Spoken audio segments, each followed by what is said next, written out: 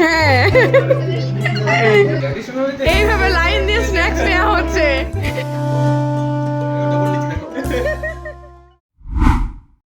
নমস্কার বন্ধুরা, আমি কৃষাণু। আমি অর্পিতা। আর আমাদের ছোট্ট বেবি নাম বলো। আমাদের বং ভেঞ্চার চ্যানেলের নতুন একটি ব্লগে আপনাদের অনেক অনেক স্বাগত জানাই। করো, নুনু করো। কি বললে? আর কি বললে? ও, ভালো রাখো, সুস্থ রাখো। আচ্ছা, এই যে আমাদের বাড়তে গেল সকাল সকাল ঘুম থেকে উঠে পড়েছে। Happy birthday to you. পাপা ঘরটাকে কি সুন্দর সাজিয়েছে, দেখবে চলো। কত বেলুন লাগিয়েছে। আজকে বাড়িতে সবাই আসবে তো, শারু দিদি আসবে, বিবান দাদা আসবে। উঠে পড়ো, চলো এসো। ভেতরে দেখো কত বেলুন লাগিয়েছে বাবা। চলো, আমার হাতটা ধরো।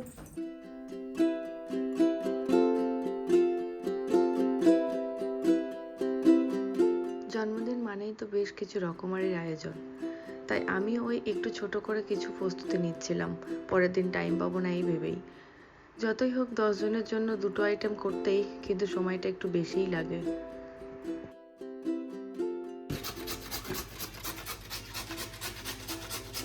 আমি ক্লান্ত হয়ে পড়েছি, তাই বাধ্য হয়ে ছেড়ে দিই। আর যাই হোক, এই কনডেন্স মিল্কটা দিয়ে একটু কিছুক্ষণ ফুটিয়ে গাজরের হালুয়াটা এবার নামিয়ে নেব। এই যে দেখুন, বেশ ভালোই মানিয়েছে কিন্তু, আর টেস্টটাও বেশ সুস্বাদু হয়েছিল খেতে। রান্নার সাথে সাথে ঘর সাজানোর জন্য এখানে পাউন্ডল্যান্ড থেকে কিছু জিনিস কিনে এনেছিলাম, যেটা এখানকার মুদ্রা অনুযায়ী একটু সস্তায় পাওয়া যায় অন্যান্য স্টোরের থেকে। কিন্তু যদিও আমাদের ভারতীয় মুদ্রায় ধরা হয় তাহলে কিন্তু বেশ দাম। যেমন ওই হিলিয়াম বেলুনগুলো নিয়েছে 14 পাউন্ড, যা আমাদের ভারতীয় মুদ্রায় প্রায় 1400 টাকা। এগুলোই হয়তো কলকাতার 150 থেকে 200 টাকায় পাওয়া যেত, কিন্তু করার কিছু নেই, যেমন দেশ তেমন বেশ।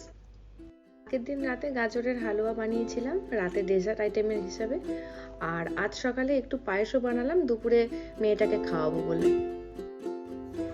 আর এই যে রাই সকালবেলা উঠে দুষ্টুমি করছে আর কার্টুন দেখছে। রাই আজকে ব্রেকফাস্টে খাবে দুধ, কলা, রুটি।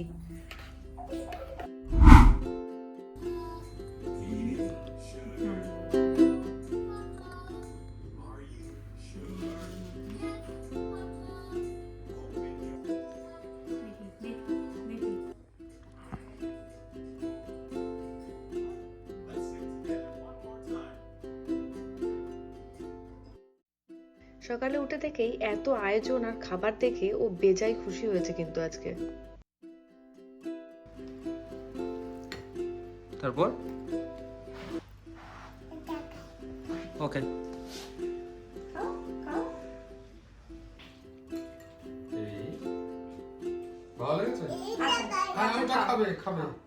এই যে এটা খাই ওটা খাই করে সবগুলোই মুখে তুলেছে একটু একটু করে। সবার আগে খেয়েছে দই, ওর আবার টক দইটা ভীষণ প্রিয়। মেয়ের এবারের জন্মদিনের কেকটা কিনেছিলাম কেক বক্স নামে একটা স্টোর থেকে। টেস্টটা তো ভালো ছিলই, তার সাথে দামটা কিন্তু আরো ভালো। হ্যাঁ, অবশ্যই সেটা আমাদের ভারতীয় মুদ্রা অনুযায়ী। এখানে নিয়েছে 35 পাউন্ড, যেটা আমাদের 3500 টাকা। Happy birthday to you, happy birthday to you, happy birthday dear Deepika, happy birthday to you.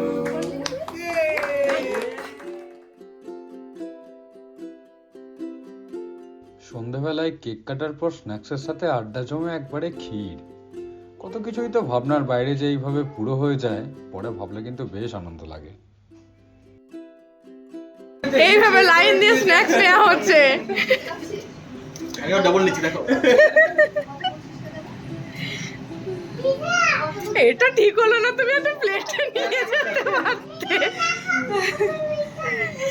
আরে ট্র্যাডিশনাল ওয়ে তো দেয়াই তো। আমরা মাটন রান্না করতে গিয়ে হাফ রান্না করে রেখে দিয়েছি, এখনো পর্যন্ত রান্না করে উঠতে পারলাম না। হ্যাঁ,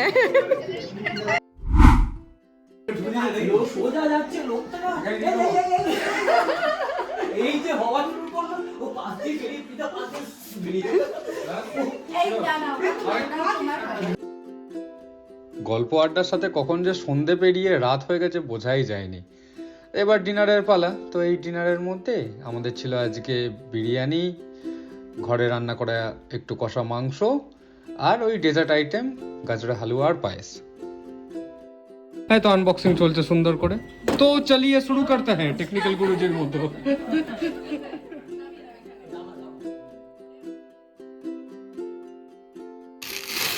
বাহ, ভালো আনবক্সিং হচ্ছে। খেলতে খেলতেই ওরা একটা গিফট খুলেছিল। তারপর মাম্মা ঘুমিয়ে পড়েছিল। আবার সবাই যখন চলে যায় তখন আবার মাম্মা ঘুম থেকে উঠে পড়ে। ঘুম থেকে উঠেই সবাইকে বাবাই করে দিয়ে আবার ও গিফট খুলতে বসে গেছে।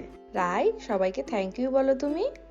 Thank you, Kakai. Thank you, Mimi. Thank you, Auntie. তো ভিডিওটা যদি সব ভালো লাগে আপনাদের, আমাদের সঙ্গে থাকবেন আর লাইক, কমেন্ট, শেয়ার করতে ভুলবেন না। Thanks for watching. Bye bye. Bye.